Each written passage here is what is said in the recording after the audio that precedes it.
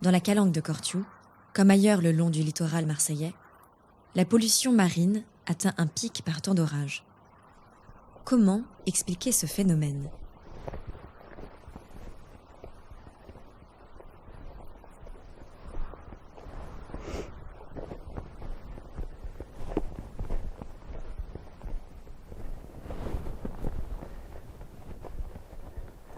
Là, on arrive à un endroit très intéressant.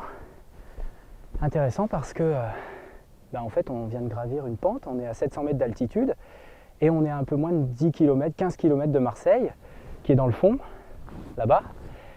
Et en fait, c'est un endroit qui nous montre qu'à Marseille, on est au bord de la mer, mais on est aussi dans un environnement montagneux, avec une topographie très accidentée. Là, je suis à l'extrémité du massif de la Sainte-Baume, qui culmine à un peu plus de 1000 mètres d'altitude.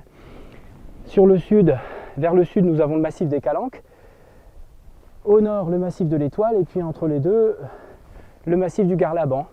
Et donc, Marseille est entourée par un cirque de petites montagnes, aux pentes très raides, qui ferment le territoire marseillais et qui fait que quand les pluies tombent avec beaucoup de force, et bien en fait, l'eau se concentre dans la vallée et peut provoquer des dangers, produire des dommages dans la vallée, mais aussi dans la ville de Marseille.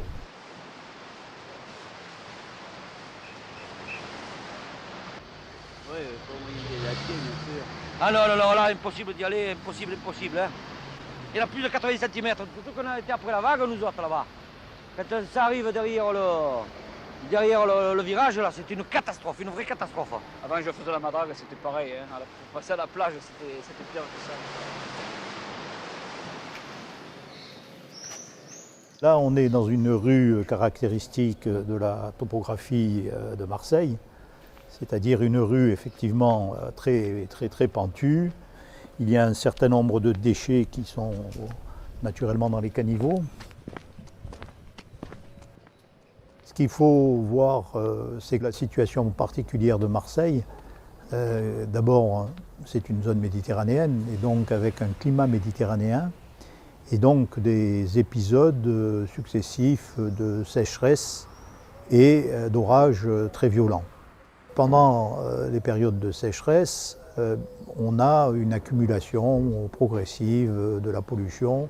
Lorsqu'il y a des orages, l'eau ruisselle sur les chaussées qui sont encrassées effectivement par toute une série d'éléments type les hydrocarbures liés au rejet des gaz d'échappement, les mégots, les déjections animales, notamment des chiens, etc.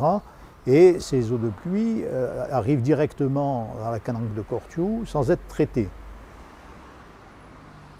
Il faut bien comprendre que cet émissaire donc, recueille à la fois des eaux usées, les eaux sanitaires produites par tous les habitants, mais également les eaux de pluie. L'avantage qu'il a en période de pluie, c'est que les premières eaux qui ruissellent, qui sont d'ailleurs les plus chargées, les plus polluées, vont aller dans ce réseau unitaire, rejoindre nos équipements de traitement des eaux.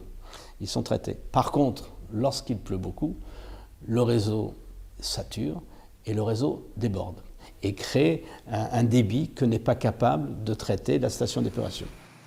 Et donc toute cette eau-là retournait non traitée directement à Cortiou. Quand on retirait des filets aux abords de Riou, qu'il y avait des grosses pluies justement à Cortiou qui sortaient là, c'est la hantise du pêcheur. Là tu ne savais pas s'ils allaient ouvrir ou pas ouvrir, parce que si vraiment ils étaient débordés, ils ouvraient les bouches et là il y a tout qui sortait d'un coup. Et là tu tirais le filet, c'était une horreur. Dans n'importe quelle zone, en une nuit, toute la zone elle était envahie de couches de femmes. Alors mesdames, faites un peu attention, ne jetez plus vos couches dans les chiottes. C'est le pire, ça tient. Ça et Tampax, bien sûr, avec la ficelle incassable. Là. Ça s'accroche tout dans les filets et ça m'est arrivé de remonter 500 kg de couches de Tampax. N'importe où, moi comme les autres, hein, ça arrivait à tout le monde. Hein. Sans compter les bouteilles en plastique, les gobelets, tout ce qui peut en suivre. Jamais l'Uvonne ne s'était transformée jusqu'ici en torrent boueux. La rivière, en sortant de son lit la nuit dernière, a partiellement noyé sous plus d'1 mètre d'eau les quartiers de Pont-de-Vivo et de la Capelette, nos images. Les rez-de-chaussée de nombreuses habitations, des magasins, des caves ont été envahies par les eaux. De nombreuses voitures ont été en partie submergées. Les sapeurs-pompiers ont dû évacuer sans répit cette nuit et ce matin encore des riverains par mesure de sécurité. Ce sont surtout des personnes âgées qui ont le plus souffert de ces inondations. Fort heureusement, il n'y a pas eu de victimes.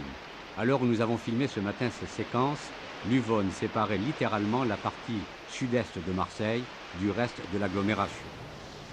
L'urbanisation et donc l'accroissement des surfaces artificielles a fait que la capacité des sols à retenir l'eau lors des pluies a été réduite. C'est un problème qu'on retrouve un peu partout en France, pas seulement ici, mais dans notre région qui connaît un climat méditerranéen, c'est d'autant plus préjudiciable que les pluies sont très violentes et peuvent s'abattre sur un temps très court. Et si les sols sont effectivement artificialisés, ils n'ont plus cette capacité de jouer un rôle d'éponge et de maintenir l'eau sur place et de retarder son écoulement vers la mer. L'après-midi, déjà, j'étais inquiet.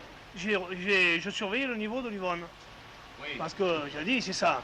Si ça commence à monter, il faut tout évacuer. Alors, on a essayé d'évacuer le plus précieux, le chauffage, le mettre surrehaussé, les meubles, en foi, tant pis. Puis, à minuit et demi, je suis parti de chez moi. Ici, à partir de minuit, l'eau elle venait en ras de la fenêtre, elle venait presque à l'appartement. Et je suis sorti dehors pour voir un peu, et j'ai vu qu'il y avait les pompiers, et ils évacuaient déjà un peu plus bas. Et un peu plus bas, il y avait déjà 1,60 m d'eau. Lorsque l'Uvonne est en crue, l'eau retrouve son chemin naturel et termine sa course dans la baie du Prado, puisque les débits, la quantité d'eau qui circule alors dans le fleuve ne peut pas être évacuée par la galerie de Cortiou. Les conséquences sont importantes parce que l'eau qui arrive dans la baie du Prado est évidemment chargée en polluants de toutes sortes qui ont pu être lessivés lors de l'écoulement des eaux de ruissellement et donc concentrés dans le fleuve. Et également, l'eau est chargée de macro-déchets de toutes sortes, pouvant aller jusqu'à la taille d'une voiture. Et pour l'écologie de la baie, pour l'économie balnéaire, ça a des conséquences très importantes. On est face en 2 heures, 364 jours d'efforts. Et ça, c'est un vrai problème technique. C'est aussi un problème pour les baignades. Si leurs eaux sont polluées plus de 5 années consécutives, les plages risquent une fermeture définitive. Donc la question du traitement des eaux à Marseille, finalement, c'est une histoire très, très semblable à celle de nombreuses villes, à savoir qu'on place en général les usines de traitement des eaux au point le plus bas de la ville. Donc pour une ville continentale, ça va être le point qui va être le plus en aval du chenal d'écoulement du fleuve ou de la rivière qui traverse la ville. On a fait le rejet dans la calanque de Cortiou, alors qu'on aurait pu finalement les remettre dans l'Uvonne et ça aurait pu aller vers les plages du Prado. Mais là, ça posait d'autres problèmes puisqu'on a une fonction balnéaire des plages du Prado. Donc à Marseille, on a rejeté au bord de la mer, mais loin du centre, dans les calanques. Donc c'est quelque chose d'assez classique. Ce qui est plus problématique, en tout cas c'est ce qui se pose aujourd'hui comme problème à Marseille, c'est que là où on a rejeté, aujourd'hui, c'est un lieu de conservation de la nature, c'est un lieu d'activité récréative, et puis c'est un parc national, et donc ça pose des problèmes parce qu'on trouve que c'est pas cohérent avec les missions d'un parc. Mais peut-être que s'il n'y avait pas le parc national, on ne se poserait pas les mêmes questions autour de Cortiou.